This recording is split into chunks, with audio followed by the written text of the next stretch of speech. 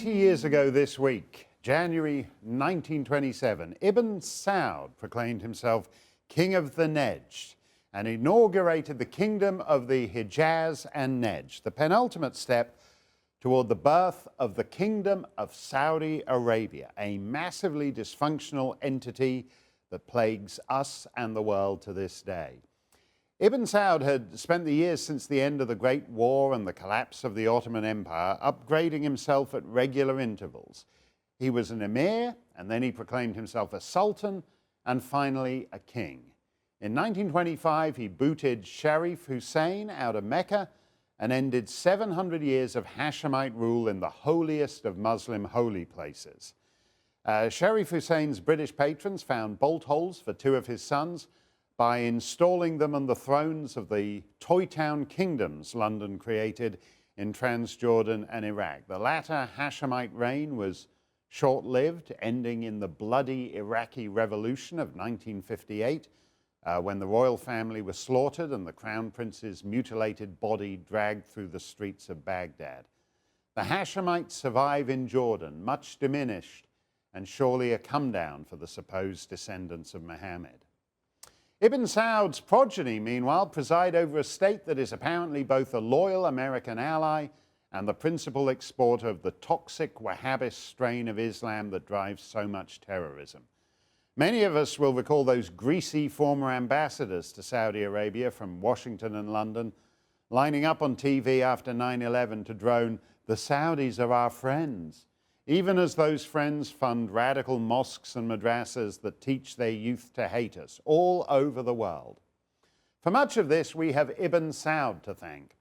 He was born in Riyadh in 1875, maybe, nobody really knows, and he spent much of his youth in exile after a rival clan, the Rashidi, drove his family out and into exile, first with some ragtag Bedouin tribe out in the southern desert, then to Qatar, Bahrain, and finally Kuwait.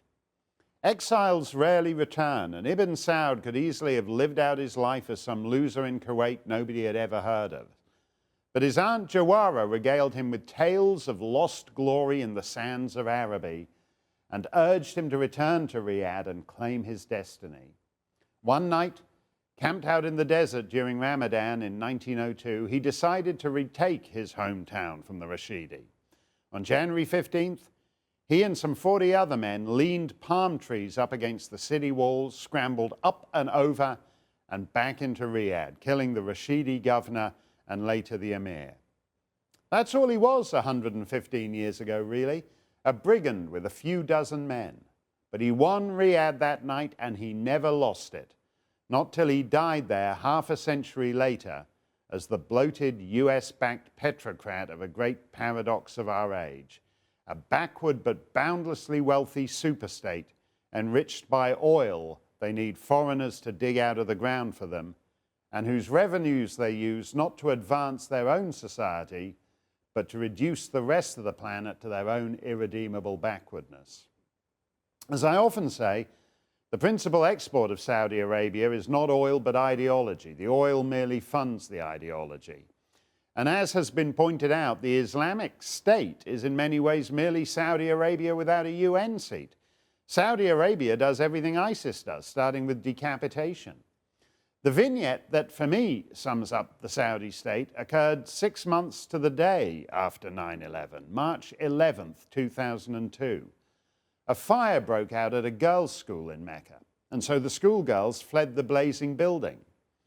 And then the Mutaween, the Saudi religious police, drove the girls back into the burning schoolhouse because they had committed the crime of fleeing without their head coverings. And the Mutaween were concerned that were the firemen to come into contact with the uncovered girls, it might arouse them, inflame them, so to speak. And so they sent the girls back into the inferno to be inflamed in a far more literal sense. 15 girls died that day. 6 months to the day after New York policemen and firemen pounded into burning skyscrapers set alight by Saudi fanatics to rescue the trapped innocent, Mecca's policemen forced schoolgirls back into burning buildings so that the innocent might perish in the flames.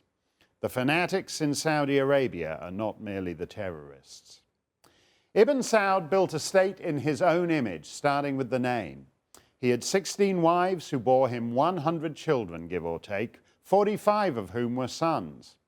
And since his death in 1953, every single one of the 6 Saudi kings since, under their bizarre succession rules, has been a son of Ibn Saud, yea, unto the new kid on the block, King Salman. In the House of Windsor, unless you're in the direct line of succession to the throne, you can't be a prince unless you're a son or grandson of the sovereign. But in the House of Saud, everyone's a prince. The princes are dropping from the palm trees. There's a new prince born in Saudi Arabia every 10 days. Thousands and thousands of princes upon princes, all the malign progeny of one desert brigand. There aren't enough jobs for that number of petroleum-sluiced princelings, so some of them live dissolute lives, gambling and whoring in Mayfair all summer long.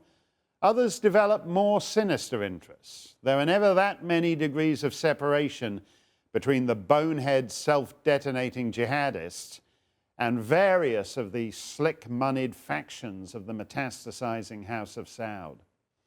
I've had some run-ins with some of the big-shot princes over the years.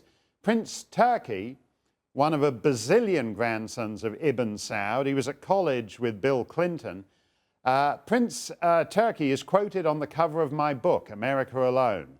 The arrogance of Mark Steyn knows no bounds. Now that's what they call on Broadway a money quote. That's why we put it on the book. He was the Saudi ambassador in Washington at the time. I prefer the late Ghazi al-Ghasaibi, the Saudi ambassador to the Court of St. James's. He and I sparred back and forth through the pages of Fleet Street in the years after 9/11. Ghazi was a witty, charming, delightful man who just happened to be witty, charming, and delightful in service of a monstrous tyranny. He penned a memoir of his time in government with a title riffing off a famous British sitcom, Yes, Saudi Minister. He wrote a novel, a fey, rather limpid love story, and sent me a copy with the best book inscription I've ever received, to Mark, ambivalently, Ghazi. At the Senate confirmation hearings these last weeks, the incoming Secretary of State attempted to be as ambivalent about Saudi Arabia as the US government has always been. Yes, they're not quite on board with the whole women's rights thing, or freedom of religion, freedom of speech, freedom of whatever, but we're encouraged by recent signs of reform. And we're confident that if we give them another decade or 3 or 5 or 7, women will be allowed to drive as long as they're so fully covered they can't see out the window, and the public head chopping will be cut back to alternate Fridays. Thus it has ever been. Ever since Ibn Saud told the first US minister to Saudi Arabia, Colonel William Eddy, in 1946, "We will use your iron, but you will leave our faith alone." It wasn't a great deal, and our public ambivalence about Saudi Arabia is less sophisticated than theirs about us. Ibn Saud used American iron, money, technology, know-how to transform his lifestyle, enrich his family, and turn his local brand of desert Wahhabism into a powerhouse global multinational. But his country remains the same desert, literally and psychologically, as it was when he upgraded the town of his birth to the capital of a new kingdom 90 years ago this week. That's it for us. We'll see you next time.